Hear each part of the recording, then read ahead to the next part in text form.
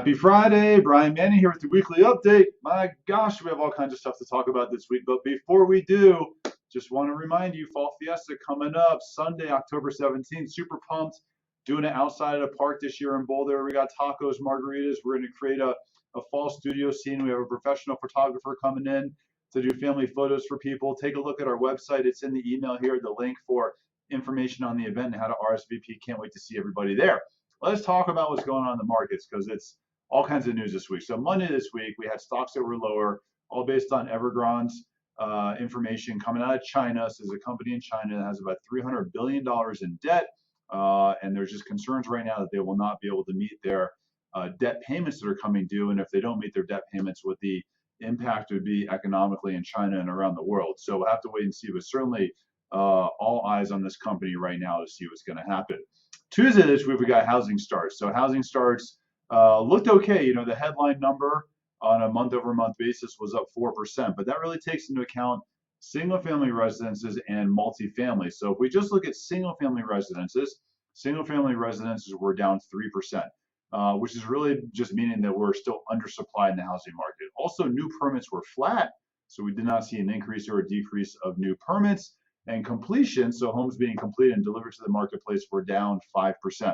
Another interesting statistic is that homes that were permitted last year but were not yet delivered this year is up 50%. And that's just due for so many various reasons. So still seeing still seeing challenges in the supply for inventory.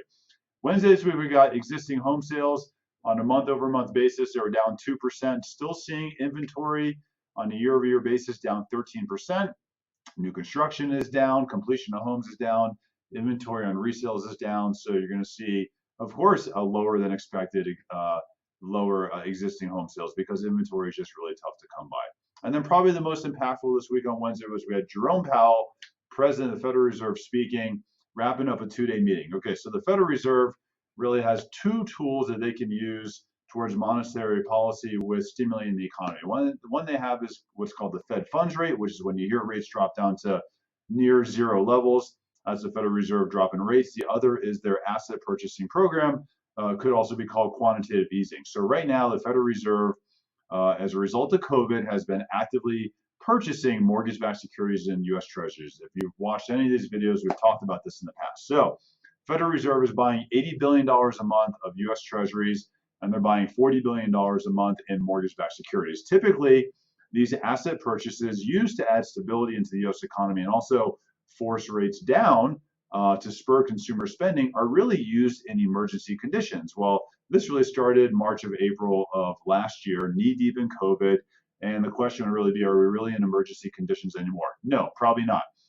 So now the Federal Reserve has to, at some point in time, start to unwind this bond buying program. So Jerome Powell on Wednesday said that he really thinks that U.S. economy has met his standards of what he's looking for in employment.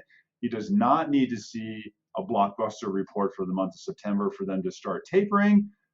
He's kind of opening up the gates right now for the tapering, and what that means is they're going to start reducing their asset buying program, so they're eventually will slow down on their purchasing of mortgage-backed securities in U.S. Treasuries. I kind of believe in the November 3rd meeting, at the end of that Jerome Powell will announce the initiation of their tapering. And that's probably going to start in like December. So that means they're going to purchase less mortgage-backed securities and less U.S. Treasuries. All right. Now, the one question is the U.S. Or the Federal Reserve, they have an $8 trillion balance sheet right now. So there's $8 trillion that they're holding, that's for round numbers, in U.S. Treasuries and mortgage-backed securities. And right now they're reinvesting those. So what that means is if they own a mortgage and that mortgage is paid off, so the borrower refinances their loan or they sell a home and the mortgage gets paid off, the Federal Reserve is taking that money that they got from the mortgage that was paid off and they're reinvesting it and they're buying additional mortgage-backed securities. So the question is, and no one's really talking about this right now, we have to see what's going to happen, is if the Federal Reserve tapers out of their bond buying program, what's going to happen with this $8 trillion balance sheet? And if they just taper out of their purchases right now at $40 billion a month in mortgage-backed securities, if they still keep reinvesting $60 billion a month from their current balance sheet, does that really have an impact? Well, we'll have to wait and see what happens. So yesterday, Thursday, kind of started what's called the taper tantrum. So if we look at what's going on in the markets here, this is a snapshot of mortgage-backed securities. This green candlestick right here is Wednesday. So there's kind of a wild ride on Wednesday. This is when Jerome Powell started talking. So since this is a snapshot of mortgage-backed securities, this is the cost of the bond, and mortgage rates will go opposite. So opposite of what this is doing. So Wednesday was a little bit of a wild ride. Yesterday, you'll see here, the taper tantrum really started. Investors started to freak out. Certainly going to be an impact on mortgage rates. So you did see a slight increase of mortgage rates yesterday. Maybe going to get a little bit of stability back today, but as you can see from about August 3rd through today, we have now started to slowly see a very slight rise of mortgage rates. We'll have to wait and see what happens.